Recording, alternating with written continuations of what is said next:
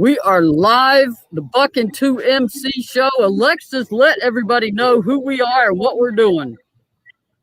Hey, what's up, everybody? Welcome back to Lady Vol post game show live with myself, Alexis Hornbuckle, and Maria Cornelius, where you get your favorite Lady Vol fans all in one place. You get to see where you can get specials on Lady Vol gear. But the best part about it is we actually talk about the current game, what just happened, Maria's actual interview with coaches and players of both sides, and breaking it down from a former player perspective. So, number one, thank you for joining us. And Maria, who is this show brought to them by? Orange Mountain Designs, which we all know and love. Blue Water Climate Control, Tennessee Tap House. Like I said, heat, air, clothing, beer, everything you need, our sponsors provide it. So take care of them so they can take care of us. We appreciate it. Absolutely. So what happened, Maria? We know that we squeaked off, we held off, we found a way to win, which is great. And you mentioned us now that moved us. We are currently standing at number 2 in the SEC. But what did you see and what did you gather from post-game conversations from both coaches and players? Ole Miss Coach Yo, she is crushed. I mean, she thought she had a big win for her program. And if you have not been following Ole Miss, then you may have been surprised by this. Ole Miss has competed with everybody. They took LSU to overtime. They started the season 6-0. This Ole Miss team is going to turn that corner. Like you said before we went live, thank goodness they didn't do it against Tennessee tonight. But they are going to turn that corner, and no one's going to want to see them on the schedule. But that's the fun of the SEC. Tennessee, it's still January, almost done, but Tennessee is in a tie for second in the SEC. Now, a tough slate is coming up. That February is a monster schedule. But you have to hold court at home, and Tennessee did that. Were you able to see much of the game? I know it's harder when it's a streaming. Yes, no, I was able to watch I got to watch the entire second half, and only a couple minutes to end the first half. Obviously, I was in the gym, had my 7th grade team practicing, but I liked what I saw.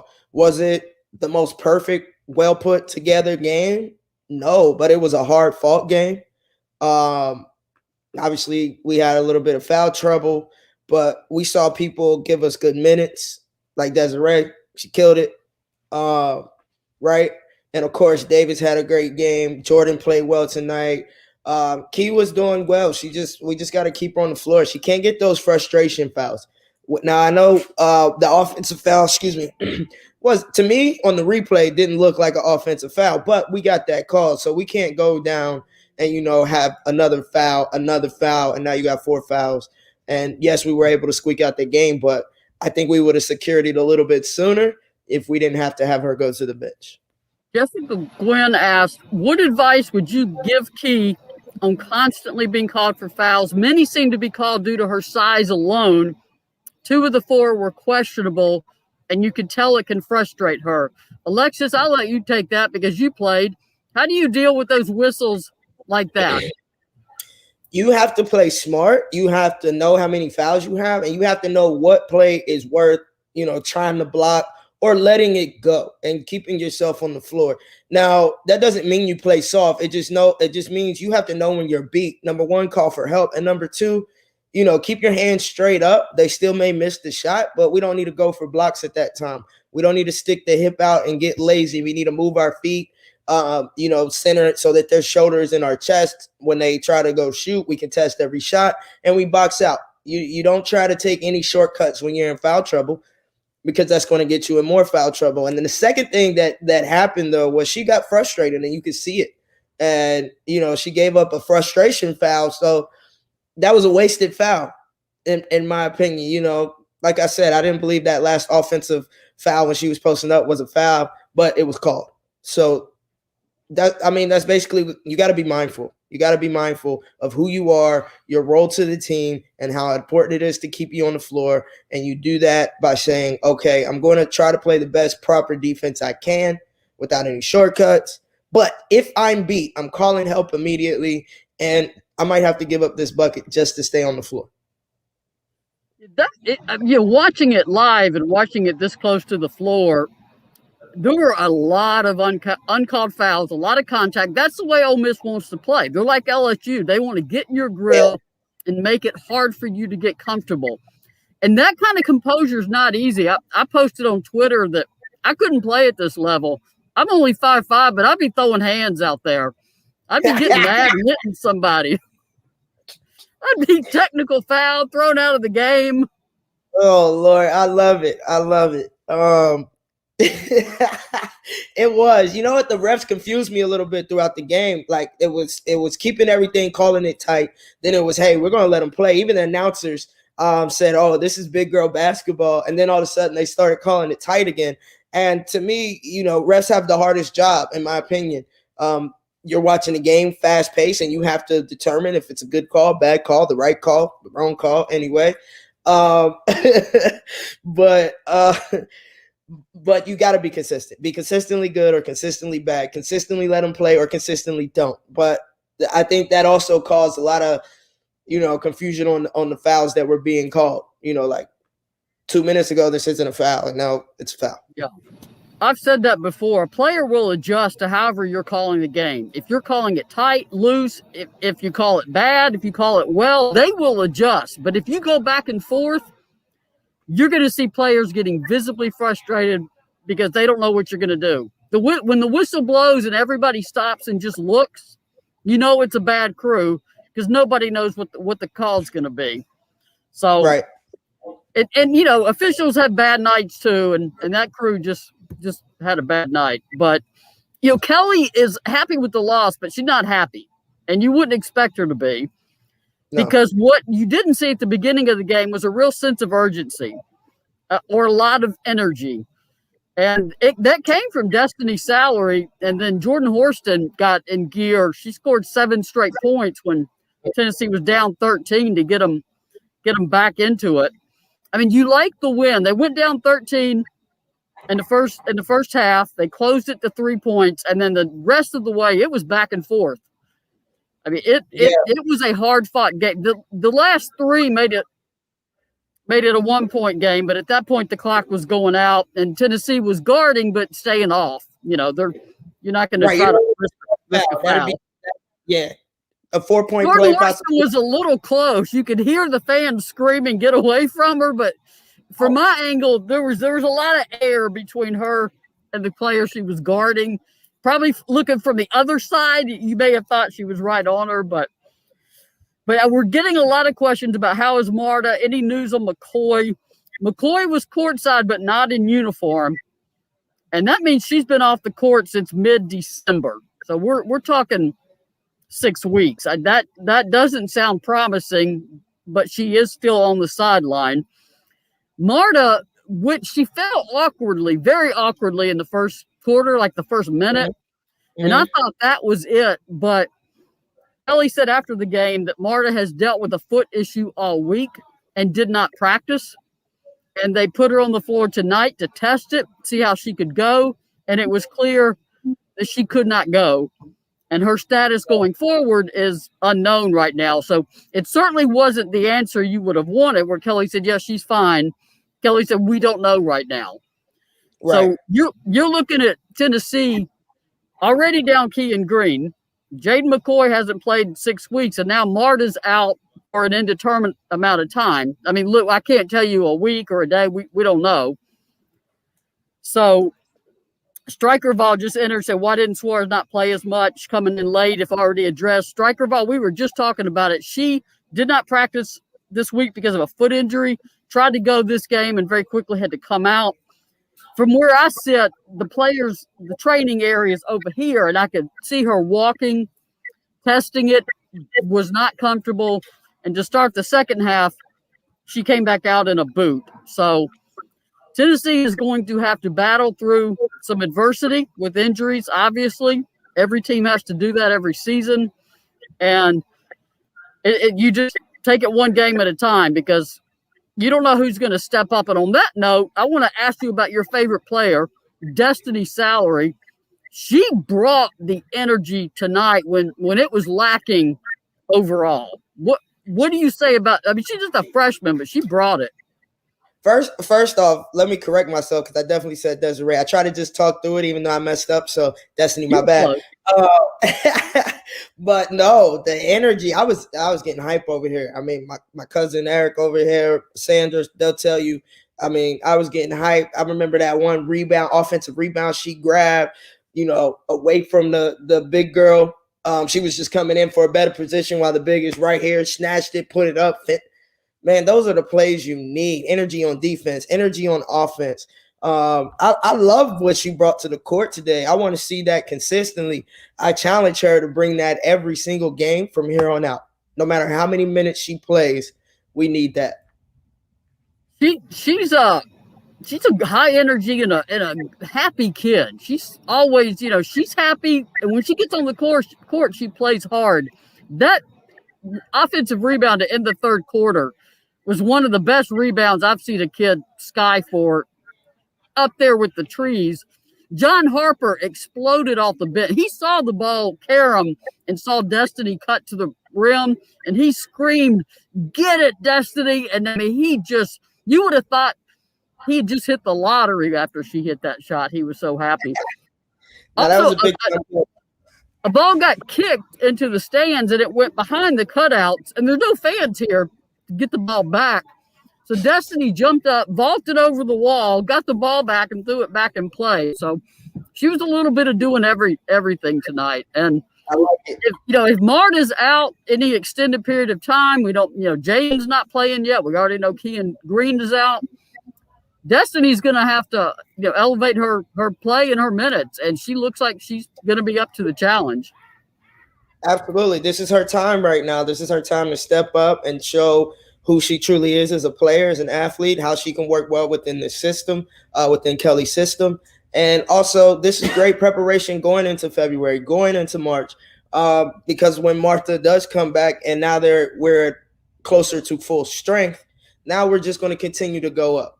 Injuries are a part of the game. And, during COVID, quarantine's a part of the game. So being ready when your number is called is really important. And she was ready tonight. And I hope she continues to stay ready and feel the role that is at hand right now. Aaron Vogel said, Mickey said on the call that Tina Napier likes to call charges. Do you think we need to allow coaches to challenge calls? Well, this game takes long enough. I'm not sure. I mean, they go to the monitors like 10 minutes. But, because I think we'd never get the game over. But, I mean, what do you think? Should a coach get like one challenge a game, half or something? I think that if it's in the fourth quarter, you should be able to challenge it. It could be a game changer. I think because in the pros you can challenge, and I think in the college game you have to learn how to play through things and just try to be in the right position, sacrifice your body a lot more. But in the fourth quarter, I think you should have, at least one or two challenges at hand. That way you can't challenge everything, which is slowing the game down tremendously. But at the same time, that if it is a controversial call, you have an opportunity to challenge it and possibly get it overturned, right? Or obviously you lose that challenge. So you're not just going to throw it out for any old call, any old play. You're actually going to hold that. And if you need it, you're going to use it at a time that could be a huge momentum switch, a huge momentum changer. So I think it should be allowed, but only in the fourth quarter. We're not trying to have a 3-hour basketball game. Mikey Rickman, he's a longtime Lady Vol fan from Knoxville. He's now living in Hawaii.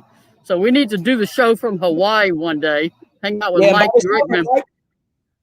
He wants to know, how do we continue this momentum? The next 7 games are going to be a grind. How does a team, you get a win, you very well could have lost. How do you turn that into momentum going forward? I'll let you take that. To me, it's easy, right? It's easier right now to turn that into momentum because we just won a game that we could have very well lost at home. and it would have been a confidence killer. Our Lady Vols, this year, we have been up and down. When we're really up, it looks great. When we're and we're pulling off wins, people are happy because we're winning, but we see the deficiencies and where we're short of. So they should be excited and really motivated right now to key in on their next few victories, their next few games, and I'm calling them victories because I believe that we'll be able to handle what's coming up. And take that confidence, take the momentum, take the win, but also look at film. You're going to hear me say this all the time. Study film. How can you get better? Where can I score from? Study your film from your last game. Study the film from the last time you played the team. Study their last game, whatever it is. And you should be excited to improve. Like we won tonight. What can I do better so we can win again? So it should become a game where you're motivated to get better and better and better. And if each person on our squad is willing to do that, I think that's an easy fix to the motivation and the outlook that we're looking to have. Couple stats of note. Renee Davis had a great game, 21 points. As she left the floor, fans were yelling, "We love you! Way to go, Renee!" Ray Burrell had 17 points. They were hard fought points too. Is if you went to the paint, you were getting slammed, and I mean that's what Ole Miss does. They will make you uncomfortable. They will disrupt you. They will body you. Tennessee only won the boards 35-28. And a lot of that is because Ole Miss matched their physicality on the glass. Right. I want to give props to Ole Miss. The turnover number was 17, but that's not that bad. They had 7 in the first quarter. So they were on track for a disastrous night in turnovers and held that to 17. Let's see. The other thing they did really well, of course, free throws. 16 of 19. 84.2%. They won the ball game at the line in those closing seconds. So I'll give them definitely credit for how they responded. They didn't go in a shell when they got down 13. They played hard. But what you want is, like Kelly said, I want consistency from my team. You can't open the game at low energy and not full intensity. You have to be ready at opening tip. So she was disappointed in that aspect of it, but she said it's another learning opportunity. I've been telling them, take everybody seriously, don't pay attention to their record, put blinders on, play the Tennessee way, and now she's got a game to say, this is why I said that. This is what I meant. Right.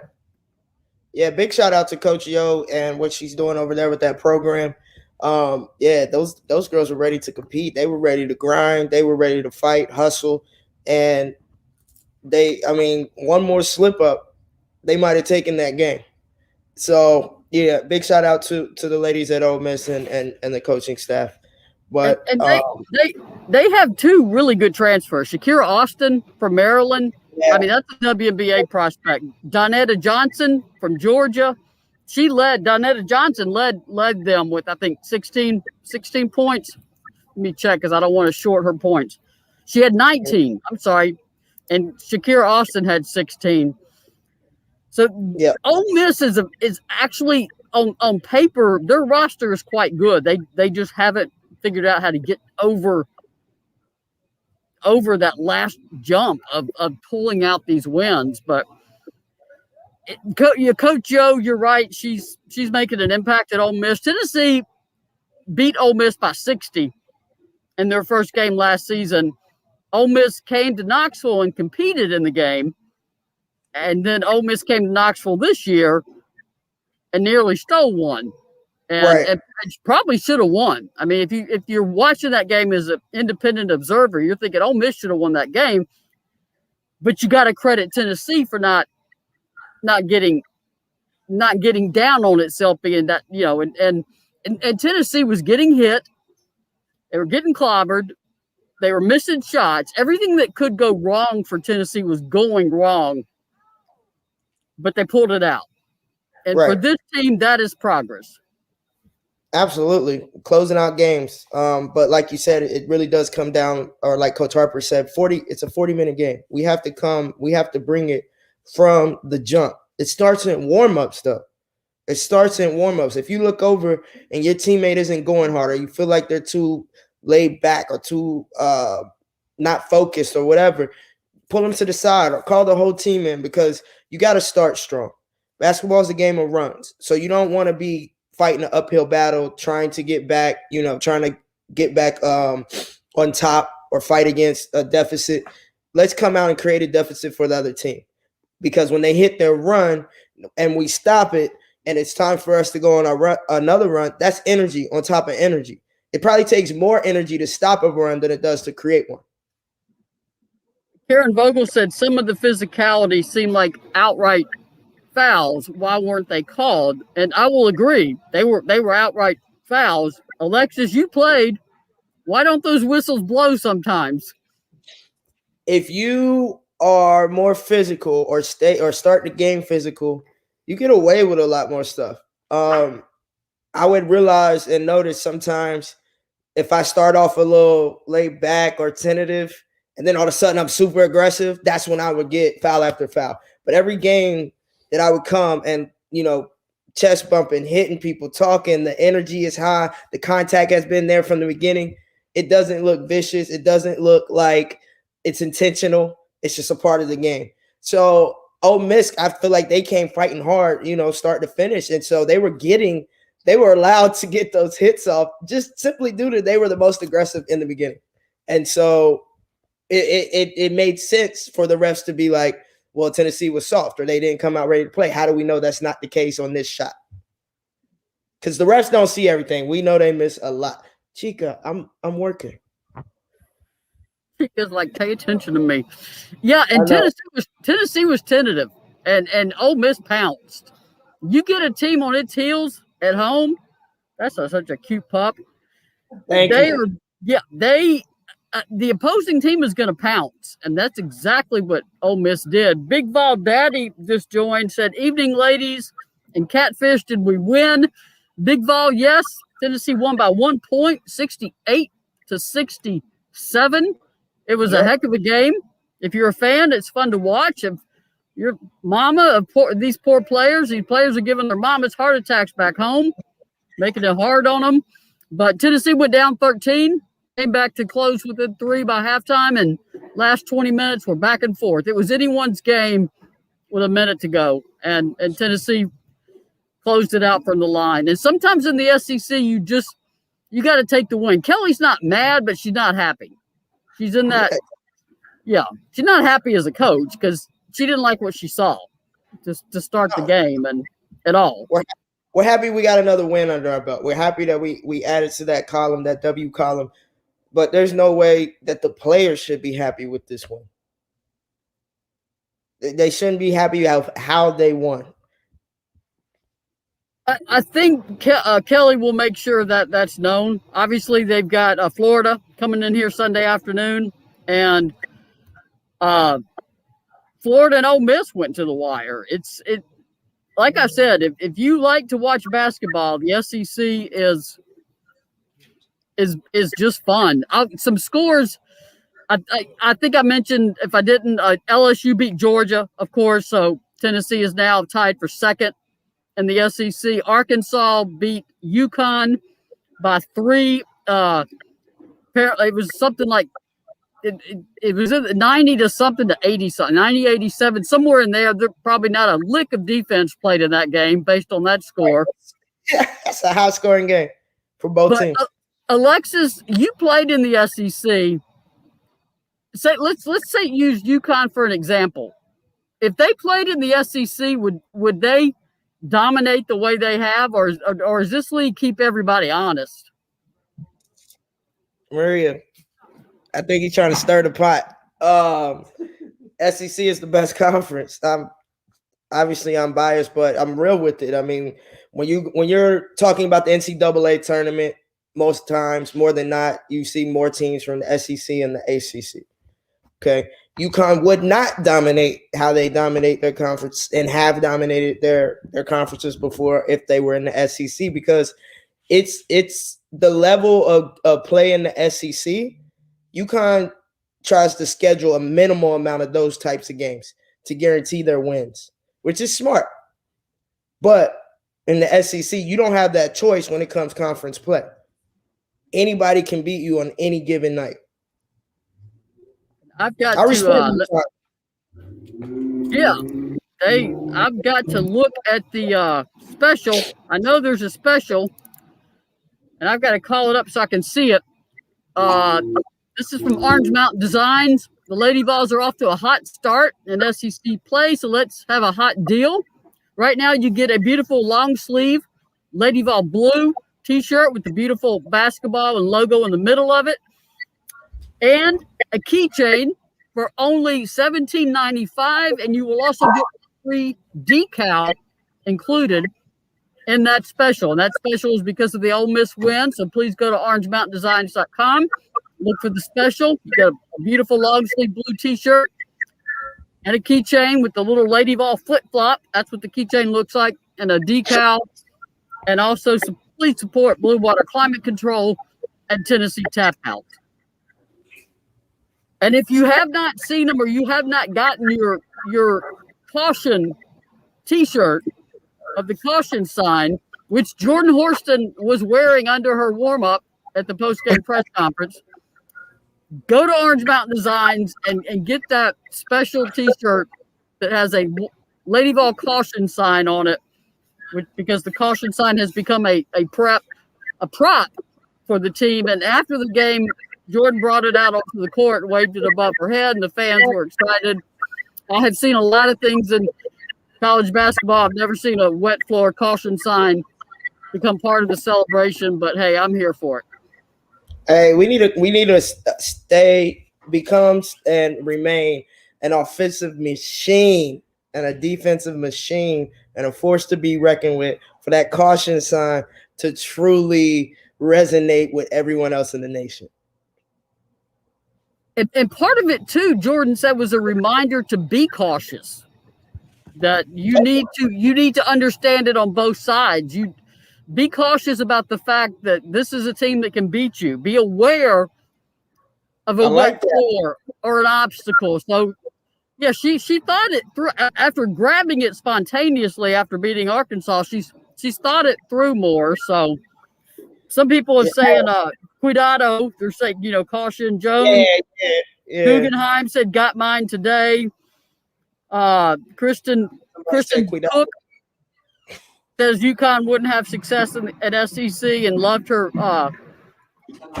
Orange Mountain Design package. Pauletta Thomas said 90-87 was the score in UConn, Arkansas. Yes, not one possession of defense played in that game. Everybody loves your fur baby. They're calling out, hey, Chica. I think I've got all the comments and people. I don't think I missed any. Bobby is doing something. Something's got to download and update, and I don't know. So that's why he's not with us. We're back on StreamYard. I'm becoming a passable producer at this point, but I want Bobby back. I got to have Bobby back, man. It's a lot of stress. I believe it because, it's a lot that goes into it. The producers have the hardest job. I think you were the one that said that. Yeah, they're landing airplanes back there behind the scenes, best I can tell. Right. So other than the comments that were at hand, Maria, any other questions? Anything else we need to talk about? And let them know when the next game is and the next time we'll be going live. Yes, let me look that up. I know it's Florida and I know it's Sunday, but I don't want to be wrong on the time. So let me look it up to make sure. Scrolling. Florida. It is 2 p.m. Sunday. Okay. It will be live on ESPNU. So we will be live here on this show at 5 p.m. Sunday. So tune in with this. Believe it or not, there's only 3 home games left this season. Tennessee is on the road most of February. Yeah, that's going to be tough, but it's great preparation for the tournament. Yes, I wholeheartedly agree. I'm looking for any new comments. Chelsea Dungy had 37 points. I think Paige Booker's was at 37 too. That was the last one I saw for that. I was getting updates, but I don't. Right. I couldn't see the game, so I don't know what happened. Doris said, do you send out notifications when live? I am pretty sure you can set your settings to where your phone will tell you that we're live. Can you help with that, Alexis? I can help tremendously with that. So if you are on Facebook, number one, you're going to click the thumbs up. You're watching it on the Volunteer Row Show or Maria or one of my pages. Click the thumbs up, like the group, like the page, and then also there's typically a bell or a star, and that's notification. So that's you saying, I want to get a notification every time Volunteer Roadshow goes live. And you can do that on any platform. So any Twitter, YouTube, Facebook. If you're still having trouble, go ahead and reach out to Volunteer Roadshow, and either Bobby or Maria or myself, somebody from Volunteer Roadshow will definitely connect and help you do that. Dwayne Kipp asked, are they going to make up the Texas A&M game? It is not official yet, but I mean, we all can look at the schedule and see that the SEC has left February 7th open for every single SEC team. So putting 2 to 2 together, that tells me Tennessee's going to Texas A&M on February 7th. But it's not official yet, but it's the only thing to me that makes sense. So my answer to that would be yes, I think so, and yes, I think that's what's going to occur, but I want to hear the SEC say it. Another person asked, when is the Pink game? That is Thursday, February 18th against South Carolina. That is the Live Pink, Bleed Orange game. So for those wanting to come to that, I know Orange Mountain Designs has a special breast cancer t-shirt with some of the proceeds going to Making Strides Against Breast Cancer. So if you need gear for that Pink game, please go to orangemountaindesigns.com. Mostly everyone's saying thank you. Thank you for doing this. Mikey is saying hello from Hawaii. He doesn't know yet. We're going to live broadcast there one day, and we'll be hanging out with Mikey. So Mikey, be ready. And that, I think that is all of the comments. I know it's late. Thanks for staying up late. Alexis, I know you worked all day with your kids, and now you're doing this. And I know you're going to be working out in the morning, and that thing y'all put on Instagram where it goes to 90 miles an hour. I get tired just watching those on Instagram when y'all do those. It has to be in fast mode. I don't know, you're not going to watch the whole 25, 30-minute workout, but at least you get to see, 30 minutes. You get to see what we're doing in those 30 minutes. And even though it's fast forward, oh my gosh, the breaks are so minimal. I'm tired, Marie. After this, I'm knocking out. So thank y'all for staying up with me. It took a little bit for me to stay up, but I'm going to go drink my nighttime tea, and it's a wrap. We'll finish up uploading some videos and get myself home. Anyway, Orange Mountain Designs, Tennessee Tap House, Blue Water Climate Control. Please support them. Alexis, take us out. Ladies and gents, all of my LVFL and volunteer fans, friends, and loved ones, thank you for watching, and we look forward to seeing you again Sunday, 5 p.m., live Lady Vol show. One more time. Till next time. Go Vols. Peace.